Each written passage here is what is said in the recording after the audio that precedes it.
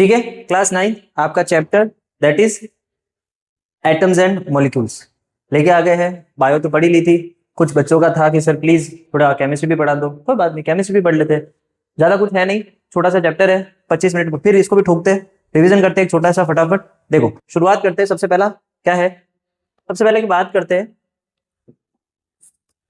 तो देखो सबसे पहले हमारे पास में है कि फाउंडेशन ऑफ एटॉमिक थ्योरी, जो एटम्स है उनकी फाउंडेशन किसने की।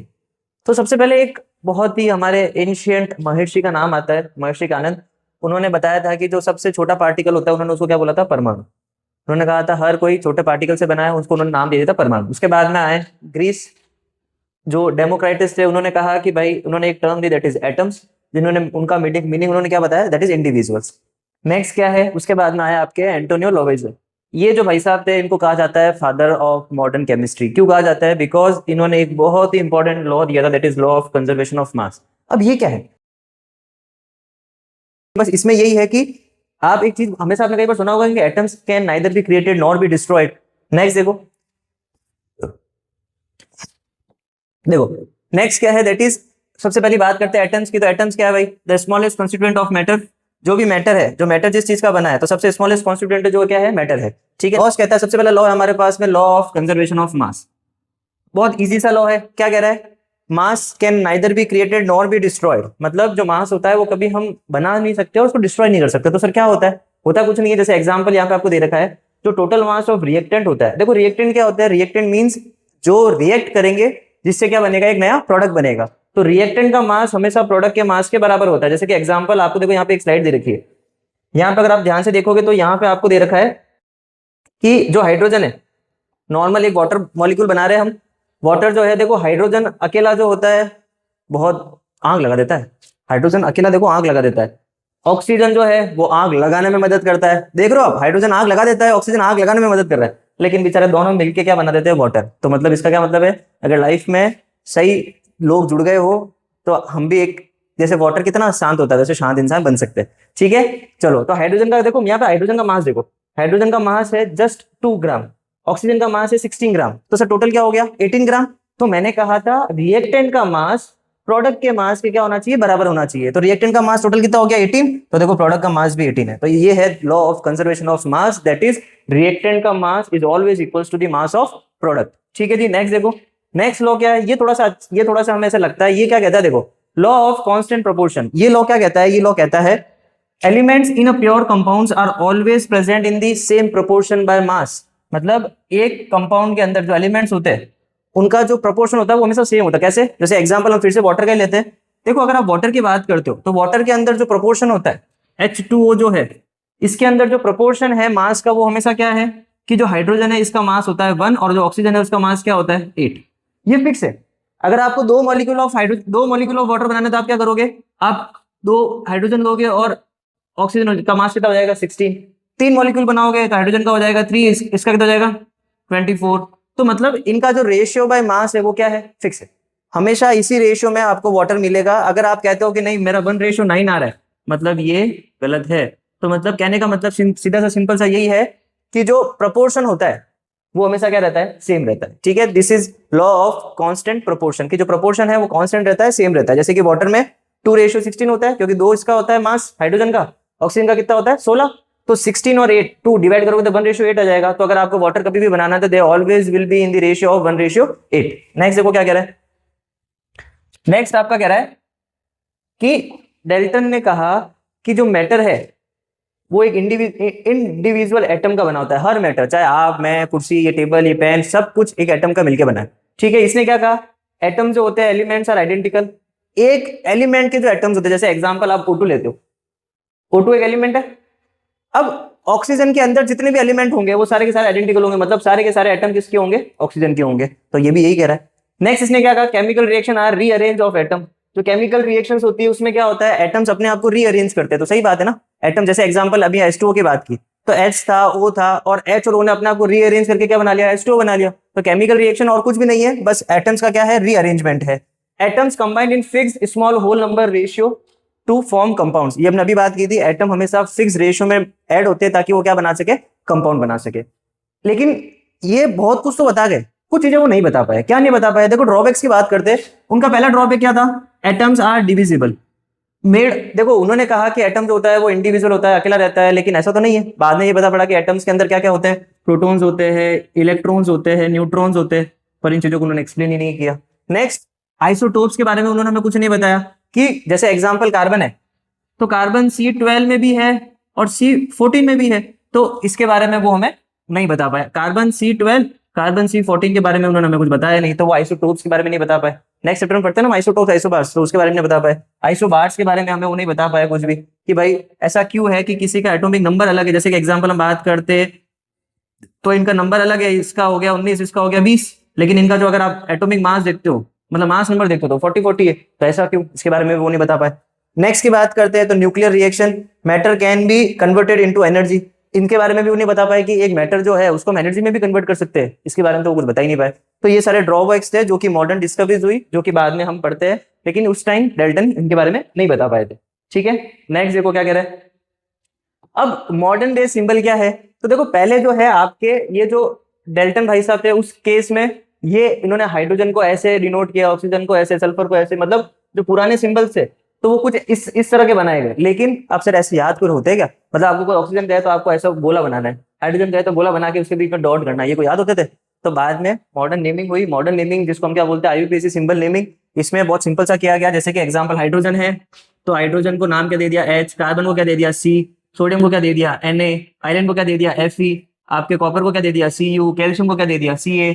तो ये सारी नेमिंग कर दी गई, और जिसको याद करना, रिमेंबर करना भी इजी है, प्लस समझना भी इजी है। ठीक है, तो ये है आपकी हिस्टोरिक इवोल्यूशन क्या हुआ है, पहले इस तरह से याद करते थे और आज के टाइम में हम इनको इस तरह से याद मतलब समझते हैं, याद मतलब पढ़ते हैं। ठीक है, नेक्स्ट देखो क्या कह रहा है। ये आपकी पीरियडिक टेबल है, आपको 1 से 20 जितने भी एलिमेंट्स है याद होने चाहिए। अब आप उसको गाना गा के याद करो, नाम से याद करो, मेरे हिसाब से अगर इसको आप कंटिन्यू याद करते हो, जैसे कि hydrogen, helium, lithium, beryllium, boron, carbon, nitrogen, oxygen, fluorine, neon, ऐसे याद करोगे तो लाइफ में देखो ज्यादा सुखी रहोगे। क्योंकि गाना गाने से याद रखने से, बिकॉज क्या होता है कई बार हम कंफ्यूज हो जाते हैं कि सर ये Na क्या है, ये Mg क्या है, ये Cu क्या है, गाना गा के ये तो याद रख लेते हैं। इससे बेटर है कि हम नाम से याद रख ले, और नाम से याद नहीं होते तो आप इनको आगे आगे कनेक्ट कर दो, ह ही ली बे ब क नो फ नी, ज्यादा इजी है ये। ठीक है, तो इस तरह से आप इनको याद कर लीजिएगा। नेक्स्ट क्या कह रहा है देखो, नेक्स्ट एक बहुत इंपॉर्टेंट टॉपिक है, that is your atomic mass. देखो एटॉमिक मास क्या होता है, हम कई बार कंफ्यूज हो जाते हैं कि sir what is atomic mass.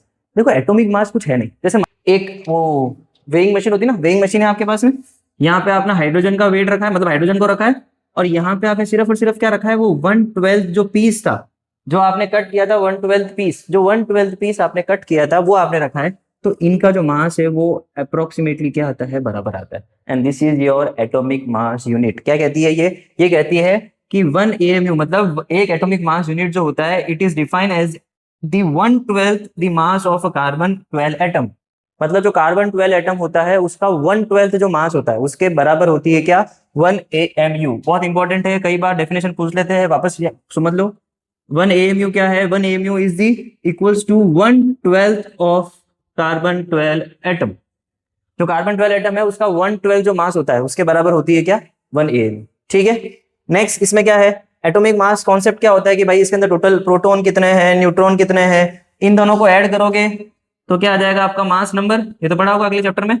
और अगर एटॉमिक नंबर की बात करें तो atomic number is directly equals to किसके इक्वल होता है, प्रोटॉन के इक्वल। ठीक है, अगले चैप्टर में बात करेंगे, ये अभी इतना इसमें नहीं घुसते।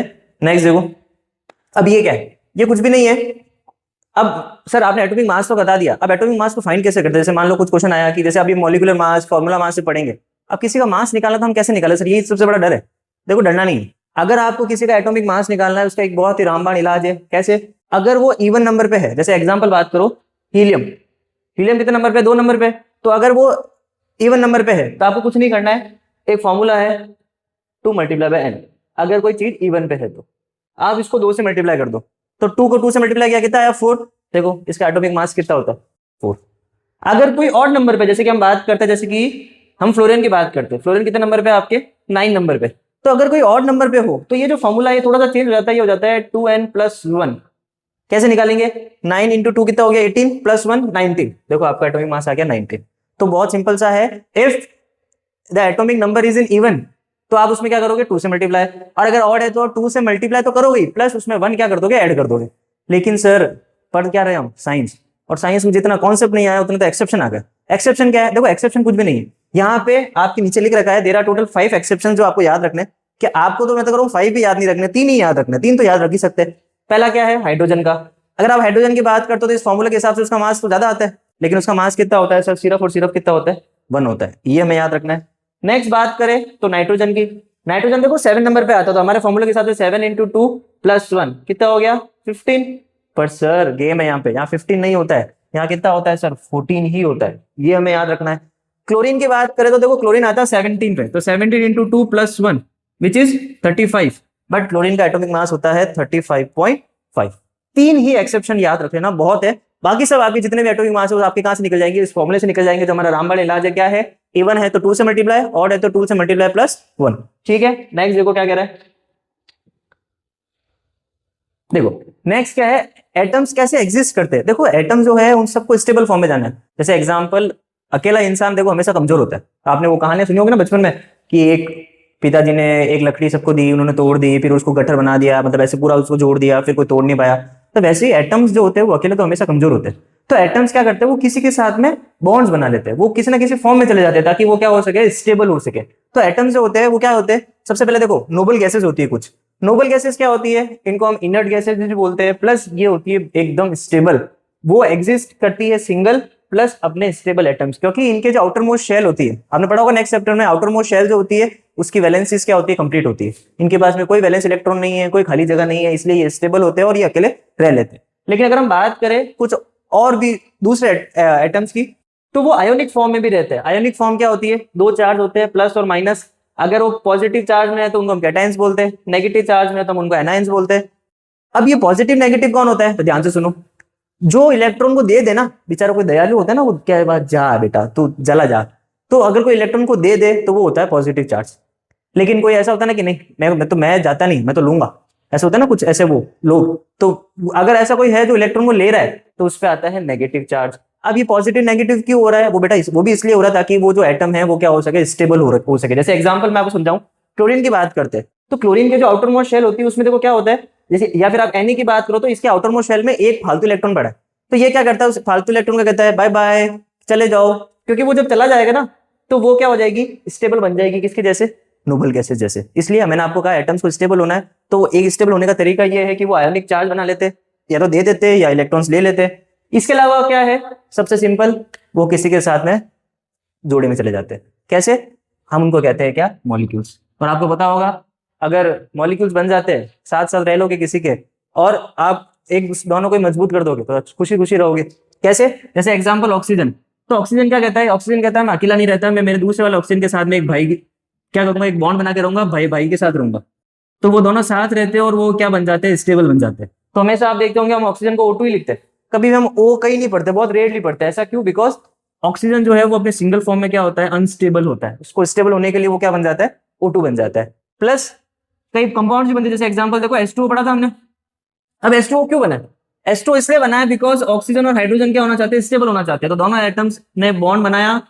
अगर देखो दोनों अकेले होते हैं तो हाइड्रोजन तो आग पैदा कर देता है, और ऑक्सीजन जो है वो उस आग को लगाने में और हेल्प करता है, लेकिन जब दोनों मिल गए तो दोनों ने क्या बना दिया, पानी बना दिया। ठीक है, तो इस तरह इसीलिए जो एटम्स होते हैं वो स्टेबल होने के लिए ये सब चीजें करते हैं। नेक्स्ट क्या है, नेक्स्ट देखो एक टर्म है एटोमिसिटी, बहुत सिंपल, सबसे सिंपल टॉपिक है चैप्टर का। एटोमिसिटी क्या होती है, देखो एटोमिसिटी का कुछ मतलब नहीं, एटोमिसिटी का सिंपल सा मतलब है कि आपका जो एटम है उस वो मतलब कितने एटम टोटल प्रेजेंट है किसी भी एलिमेंट में। जैसे एग्जांपल की बात करते हैं तो क्या लिख रखा है, total number of atoms present in an element. तो देखो एग्जांपल, जैसे एटोमिसिटी जो होते हैं, एटम जो होते हैं वो 4-5 तरह के हो सकते हैं। जैसे कि पहला क्या है, mono atomic, di atomic, tri atomic, poly atomic. Mono atomic मतलब क्या होता है, जब सिंगल एटम होता है। जैसे कि एग्जांपल देखो ये रहा आर्गन, नियॉन, ये क्या है, ये नोबल गैसेस है जो कि हमने अभी पढ़ी थी। तो अगर वो सिंगल फॉर्म में होता है, अगर वो आर्गन नियॉन सिंगल है, तो अगर कहीं पे आपको AR दिख जाए तो आप इसको क्या बोलोगे, कितने एटम है, सिंगल एटम है, तो दिस इज मोनो एटॉमिक। लेकिन मान लो ऑक्सीजन की बात करते हैं तो वो O2 फॉर्म में रहता है, तो ये क्या हो गया, कितने एटम हो गए, डाई एटॉमिक, बिकॉज यहाँ पे 2 एटम है, किसके, ऑक्सीजन के। ट्राई एटॉमिक क्या होता है, जैसे मान लो O3 ओजोन जो होता है, तो वो इसके अंदर कितने ऑक्सीजन के एटम्स है, 3 एटम्स है, तो ये क्या हो गया, ट्राई एटॉमिक। चौथे की बात करो, फॉस्फोरस, जैसे देखो एग्जांपल मतलब पॉली एटॉमिक की बात करते हैं, या आप टेट्रा एटॉमिक की बात, जैसे टेट्रा एटॉमिक से बेटर हम पॉली एटॉमिक की बात करें तो पॉली एटॉमिक या टेट्रा एटॉमिक क्या होता है जिसमें 4 या 4 से ज्यादा हो। जैसे एग्जांपल NH3 है। अब NH3 में देखो 3 तो हाइड्रोजन है, 1 नाइट्रोजन है, टोटल एटम कितने हो गए 4, इसलिए क्या कहलाता है टेट्रा एटॉमिक। पॉली एटॉमिक की बात करोगे तो सबसे इजी है मेरे को लगता है C6H12O6। आप इस C6H12O6 में गिन लो कितने एटम है भाई, 12 और 6 18, 18 और 6 24, टोटल 24 एटम है। That's why it is known as poly atomic. तो सिंपल सा कॉन्सेप्ट है, नंबर ऑफ एटम्स कितने हैं गिन के बता दो, उसके हिसाब से उसकी क्या आ जाएगी, एटोमिसिटी आ जाएगी। मोनो एटॉमिक है, डाई एटॉमिक है, ट्राई एटॉमिक है या पॉली एटॉमिक है। ठीक है, नेक्स्ट देखो, नेक्स्ट क्या कह रहा है, देखो सबसे इजी टॉपिक है ये, क्या है मॉलिक्यूलर मास। देखो मॉलिक्यूलर मास क्या होता है, जैसे कोई मॉलिक्यूल लो, एग्जांपल जैसे हम वाटर की ही बात करते हैं, इस मॉलिक्यूल के अंदर आपको इसका टोटल मास निकालना है। अब टोटल मास कैसे निकाले सर, हमें तो कुछ आइडिया नहीं है। तो देखो बहुत इजीली निकल जाता है। कैसे, मॉलिक्यूलर मास निकालने के लिए आप इसके अंदर जितने भी एटम्स है ना उनका मास निकालो और उनको ऐड कर दो। कैसे करें, अब एक बात बताओ, हाइड्रोजन का मास कितना होता है 1, तो 1 मल्टीप्लाई बाय 2, सर ये 2 से मल्टीप्लाई क्यों कर दिया, अरे बेटा इसलिए कर दिया बिकॉज यहाँ पे हाइड्रोजन के कितने एटम है, 2 एटम है, तो 1 मल्टीप्लाई बाय 2 प्लस ऑक्सीजन के कितने एटम है, एक ही एटम है, तो अब 1, अब ऑक्सीजन का मास कितना होता है, सर मास तो पता ही नहीं है, अरे तो कोई बात नहीं अभी निकाल लेते हैं, ऑक्सीजन का एटॉमिक नंबर तो पता होगा ना, कितना होता है 8, तो 8 2 जा 16, हमारा फॉर्मूला जिंदाबाद। तो 16 इंटू, अब मैं कितना से मल्टीप्लाई करूं, यहाँ पे कितने एटम है ऑक्सीजन के, एक ही तो एटम है, तो 16 मल्टीप्लाई बाय 1, तो ये कितना हो गया 16 और ये कितना हो गया 2, तो 16 प्लस 2 आपका कितना हो जाएगा 18 U। ये U क्या है, this is atomic mass unit. तो आपका मॉलिक्यूलर मास निकल गया वाटर का कितना आ गया 18। ऐसे हम और भी मॉलिक्यूलर मासेस है वो अभी करेंगे। एक होता है formula molecular mass, formula unit mass. अब ये क्या होता है, देखो इसका कोई वो नहीं है कि सर ये कोई इससे अलग है, ये इसमें भी सेम तरीके से निकलेगा कि जितने भी एटम्स हैं उनको उनका मास निकाल लो, उनका ऐड कर लो, उनको मास निकाल के उनको मतलब क्या कर लो, ऐड कर लो। तो ये कोई वो अलग नहीं है मॉलिक्यूलर मास से। तो डिफरेंस क्या है, डिफरेंस में जितना है कि it is for the ionic compounds. जैसे एग्जांपल सॉल्ट होते हैं, जैसे NaCl है, तो उनके लिए निकलता है फॉर्मूला यूनिट मास, और ये आपके निकलता है सारे मॉलिक्यूल्स के लिए, जैसे कि कोई कोवेलेंट कंपाउंड है, CO2 है, H2O है, तो ऐसे जो बना रखे हैं उनके लिए निकलता है molecular mass. Formula mass for the formulas like for the ionic molecules, और molecular mass for the molecules like H2O और एक्सेट्रा। ठीक है, देखो देखो कुछ क्वेश्चन है, अब सारे तो नहीं कराऊंगा बिकॉज 25 मिनट रिवीजन करना है, लेकिन मैं कुछ कराता हूँ, 1-2 क्वेश्चन कराता हूँ, बाकी अब आपको करने हैं और आपको कमेंट में उनका आंसर लिखना है। क्वेश्चन क्या है, देखो कैल्शियम हाइड्रोक्साइड, कैल्शियम हाइड्रोक्साइड की बात करें तो एक बात बताओ, कैल्शियम का नंबर कितना होता है, सर 20 होता है। फॉर्मूला क्या है, E1 है तो 20 × 2 कितना हो गया 40, कैल्शियम का मास 40 आ गया। ऑक्सीजन का मास कितना होता है, सर 16 होता है, अभी पढ़ा था हमने। H का कितना होता है, सर 1 होता है, लेकिन 2 मॉलिक्यूल है तो 1 × 2 = कितना हो गया 2, तो देखो 40 + 2 + 16 आपका क्या आ गया CaOH होल ट्वाइस का मॉलिक्यूलर मास। बहुत सिंपल है, कुछ नहीं करना है, बस आपको 1 से 20 और नहीं मेरी मानो तो 1 से 30 एटम्स का नंबर पता होना चाहिए। अगर एटॉमिक नंबर पता होगा तो अब ये सब तो नींद में ही कर लोगे। एक और देख लो, अगर हम MgCl2 की बात करते हैं तो जहां तक मेरे को याद है Mg का नंबर होता है 12, तो 12 के हिसाब से ये कितना हो गया 24। Cl, सर याद आया एक्सेप्शन, हाँ बिल्कुल एक्सेप्शन, डायरेक्ट याद रखना है इसका तो 35.5, लेकिन सर 35.5 ये एक तो ये बड़ा नोटी है। Mg का कितना हो गया आपका 24, इसका हो गया 35.5, लेकिन सर 35.5 बस ऐड कर दें दोनों को तो 24 + 35.5 आ जाएगा ना, सही है ना हमारा।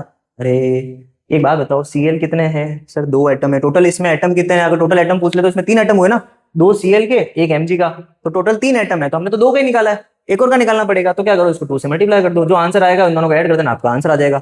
अभी जितने बाकी सारे हैं सब निकालने की ट्राई करना, नहीं आए तो कमेंट में पूछना, मैं आपको आंसर दे दूंगा, मेरे हिसाब से आप कर लोगे, बहुत ईजी है प्लीज। ठीक है, नेक्स्ट देखो, नेक्स्ट क्या कह रहा है, अब देखो ये क्या है, तो ये तो बहुत इजी है। वैलेंसीज क्या होती है, देखो वैलेंसी का मतलब होता है कि किसी भी आपके किसी भी मेटल हो नॉन मेटल हो, किसी में भी आउटर मोस्ट शेल में कितने इलेक्ट्रॉन्स है या उसमें टोटल नंबर ऑफ इलेक्ट्रॉन्स कितने हैं, वैसे वैलेंसीज होती है कि उनके अंदर आउटर मोस्ट शेल में कितने इलेक्ट्रॉन फ्री बैठे। तो इससे देखो एक चीज हमेशा याद रखो, जो मेटल्स होते हैं, मेटल्स ऐसे लोग हैं जो इलेक्ट्रॉन्स को देने में विश्वास रखते हैं। जैसे अभी हमने पढ़ा था ना, अभी थोड़ी देर पहले पढ़ा था कि जो इलेक्ट्रॉन देते हैं तो उनमें पॉजिटिव चार्ज आता है, तो metals are those which give electrons, तो वो इलेक्ट्रॉन्स को दे देते हैं, तो उनमें कौन सा चार्ज आता है, पॉजिटिव चार्ज आता है। और नॉन मेटल्स ऐसे होते हैं जो इलेक्ट्रॉन्स को लेते हैं, तो उनका कौन सा चार्ज आएगा, नेगेटिव चार्ज आएगा। जैसे एग्जांपल आप सुनो, लिथियम, लिथियम एक मेटल है, तो लिथियम पे कौन सा चार्ज आता है, पॉजिटिव चार्ज। कितना पॉजिटिव आता है, +1 आता है। आपके एनसीईआरटी में एक टेबल बना रखी है, प्लीज उसको पढ़ के जाना, बहुत हेल्प करेगी, आपके सारे केमिकल फॉर्मूला जो आपको बनाने हैं वो उसी से बनेंगे। तो प्लीज वो पढ़ के जाना, बहुत इंपॉर्टेंट है वो। तो जैसे देखो यहाँ लिख रखा है, देखो वैलेंसीज क्या है, कुछ मेटल्स की टिपिकली क्या होती है, पॉजिटिव होती है। टिपिकली क्यों, बिकॉज कुछ एक्सेप्शंस होते हैं इसलिए, और जो नॉन मेटल्स होता है उनकी टिपिकली क्या होती है, नेगेटिव होती है। क्यों, बिकॉज वो नॉर्मली क्या कहते हैं, इलेक्ट्रॉन्स को लेते हैं। तो जो लेगा उसका नेगेटिव, जो देगा वो पॉजिटिव। जैसे देखो इसने लिथियम की बात की है, तो लिथियम का एटॉमिक नंबर कितना, हाइड्रोजन हीलियम लिथियम सब 3 नंबर पे आता है। तो देखो के शेल में हो गए 2, एल शेल में 1, फालतू पड़ा है, भेज दिया तो प्लस चार्ज आ गया। कितना प्लस आ गया, +1 आ गया। लेकिन हम बात जैसे फ्लोरीन की बात करते हैं, तो फ्लोरीन की बात करोगे तो फ्लोरीन जो होता है इसके आउटर मोस्ट शेल में कितने होते हैं, 7 इलेक्ट्रॉन होते हैं, 3 4 5 6। अब 7 होते हैं, एक की जगह होती है। अब ये कहे कि मैं 7 दूं, उससे बेटर है कि मैं एक ले लूं। तो ये क्या करता है, ये बेचारा बाहर से एक इलेक्ट्रॉन बुलाता है और यहाँ पे बैठा देता है, इसलिए इस पे क्या आ जाता है, माइनस चार्ज। लेकिन माइनस कितना, तो -1, बिकॉज इसने कितने इलेक्ट्रॉन लिए, एक इलेक्ट्रॉन। कोई 2 लेगा तो -2 आएगा, कोई 2 देगा तो +2 आ जाएगा। बहुत सिंपल सा है, ठीक है। नेक्स्ट देखो, नेक्स्ट क्या कह रहा है। अब देखो जैसे वैलेंसी कुछ लिख भी रखी है यहाँ पे, देखो हाइड्रोजन की वैलेंसी कितनी होती है, +1। सोडियम की कितनी है, +1। पोटेशियम की +1, कैल्शियम +2 भी देता है, मैग्नीशियम +2, एल्यूमिनियम +3, क्लोरीन -1, ऑक्सीजन -2। अभी आपको देखो याद करनी पड़ेगी, कुछ तो वैलेंसीज आपको याद रखनी पड़ेगी। इंपॉर्टेंट मैं आपको बताता हूँ, तो आपको पता होनी चाहिए। जैसे देखो हाइड्रोजन की आपको कई जगह पूछेंगे, कैल्शियम की कई जगह यूज आएगी, मैग्नीशियम यूज आएगा, ऑक्सीजन तो हर जगह यूज आ ही रहा है। उसके अलावा आपके देखो नाइट्रेट बहुत जगह आता है, सल्फेट बहुत जगह आता है, अमोनियम पता होना चाहिए, NH4, हाइड्रोक्साइड तो आपको पता ही है, बचपन से यूज कर रहे हैं, OH-। तो ये आपको थोड़ा वैलेंसीज याद रखनी पड़ेगी। आपकी एनसीईआरटी में एक टेबल भी बना रखी है, उसमें सारी वैलेंसीज दे रखी है, +2 किसकी है, -1 किसकी है, +1 किसकी है, तो हमें वो वहां से पढ़नी पड़ेगी, ठीक है। अब ये काम कहाँ आएगी, देखो ये काम यहाँ आएगी। जैसे एग्जाम्पल आप बात करो सोडियम नाइट्रेट। अब एक बात बताओ, या कैल्शियम हाइड्रोक्साइड की, जो वो सबसे सिंपल की बात करते हैं। पहले एक बात बताओ, कैल्शियम क्या होता है, Ca, हाइड्रोक्साइड क्या आता है, अभी हमने पढ़ा था, OH। अब Ca की अगर आपको वैलेंसी पता नहीं होगी तो आप केमिकल फॉर्मूला कैसे बनाओगे। तो Ca की वैलेंसी अगर हम बात करें तो देखो अभी हमने पढ़ी थी कि कैल्शियम की वैलेंसी कितनी होती है, +2 होती है। अब हमें वो यहाँ काम आएगी, कैसे काम आएगी, वो देखो ऐसे काम आएगी कि कैल्शियम की वैलेंसी +2 है, OH की वैलेंसी हमने पढ़ी थी कि -1 है। तो इसके नीचे आप इस 2 को लिख दो और इसके नीचे आप इस 1 को लिख दो, और कुछ भी नहीं करना, बहुत सिंपल है, क्रॉस मल्टीप्लाई कर दो। क्रॉस मल्टीप्लाई आता होगा, मैथ्स में सीखा होगा। क्या करना है, इसको यहाँ मल्टीप्लाई करो, इसको यहाँ मल्टीप्लाई करो। सर यहाँ पे मैथ्स पीछा नहीं छोड़ रही, बेटा मैथ्स कहीं पीछा नहीं छोड़ेगी, चाहे फिजिक्स हो, चाहे केमिस्ट्री हो, चाहे कुछ भी हो, मैथ्स कहीं पीछा नहीं छोड़ती, ठीक है। तो यहाँ पे हमारा क्या बन गया, Ca के नीचे 2 आ गया, OH के नीचे 1 आ गया, क्रॉस मल्टीप्लाई आपने किया, तो सर यहाँ से फॉर्मूला बन गया हमारा Ca। अब देखो O और H 2 अलग अलग एटम, तो इस पूरे के ऊपर हम 2 से मल्टीप्लाई करेंगे तो ये आएगा OH होल ट्वाइस। अब ऐसा मत कर देना कि CaOH2, ऐसा नहीं, इन दोनों के ऊपर 2 अलग अलग एटम, तो इन दोनों को मल्टीप्लाई करेंगे, इसलिए एक ब्रैकेट बनेगा, उसके बाहर आएगा 2, दैट इज होल ट्वाइस, ठीक है।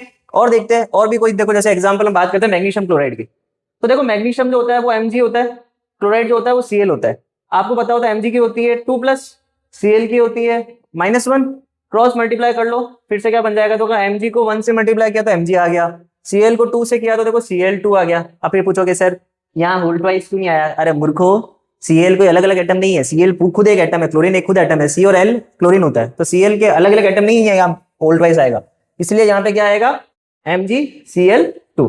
बाकी जितने भी है आपको खुद बनाने हैं, कमेंट करना, कोई प्रॉब्लम आए पूछ लेना, डिस्कस करेंगे, मैं कमेंट देखूंगा, तो प्लीज सारे आंसर्स कमेंट करके बताना। नेक्स्ट देखो, अब सर वैसे भी आ सकता है और ऐसे भी आ सकता है, तो ऐसे भी इजी है। देखो ये क्या है, कैल्शियम, ये क्या है, क्लोराइड, कैल्शियम क्लोराइड हो गया, हाँ इजी। जैसे देखो KNO3, अब आपको क्या पता है NO3 क्या होता है, NO3 क्या होता है बताओ, सर हमें तो पता ही नहीं NO3 क्या होता है, तो इसके लिए हमें वो एनसीईआरटी वाली टेबल पढ़नी पड़ेगी। तो K तो हमें पता है, that is potassium, NO3 is nitrate, तो पोटेशियम नाइट्रेट हो गया, तो KNO3 उसका फॉर्मूला हो गया। तो इसके लिए आपको टेबल याद करनी पड़ेगी, आपको ये पता होना पड़ेगा कि नाइट्रेट को हम कैसे लिखते हैं, अमोनियम को हम कैसे लिखते हैं, ये सब हमें पता होना पड़ेगा, ठीक है। चलो और नेक्स्ट, और यहाँ पे आपका चैप्टर खत्म। आई थिंक आपके लिए मैंने थोड़ा सा इजी कर दिया होगा चैप्टर, अब आपको एग्जाम में प्रॉब्लम आएगी नहीं। जिनके एग्जाम हो गए वो आगे की तैयारी कर रहे होंगे तो भी उनको ये चैप्टर काम आएगा। क्वेश्चंस लगाओ इस चैप्टर में बहुत सारे, यहाँ से क्वेश्चन आने के चांसेस बहुत ज्यादा होते हैं कि केमिकल फॉर्मूला कैसे बनाना है, चाहे आप यहाँ से नाम पूछ लो या नाम से ये बनाने को कह दो, दोनों ईजी है। लेकिन ये तब होगा जब हमें ये पता होगा कि किसको हम कैसे रिप्रेजेंट करते हैं और किसको कैसे लिखते हैं और किसके अंदर कितने आयंस होते हैं, कौन -2 होता है, कौन -1 होता है, ये सब आपको पता होना चाहिए। Thank you so much, I think आपके लिए ये सब इजी हो गया होगा। नेक्स्ट चैप्टर जो है केमिस्ट्री का वो भी मैं ले आऊंगा, क्योंकि उसमें थोड़ा सा वैलेंसीज में बच्चों को प्रॉब्लम होती है कि सर पता ही नहीं होता है कि वो जैसे XM2 आ गया या किसी के ऑक्साइड बनाने को आ गया, वो कैसे बनाते हैं, सब ले आऊंगा, बड़ा इजी है, वो भी करवा देंगे। ठीक है, चलो थैंक यू सो मच।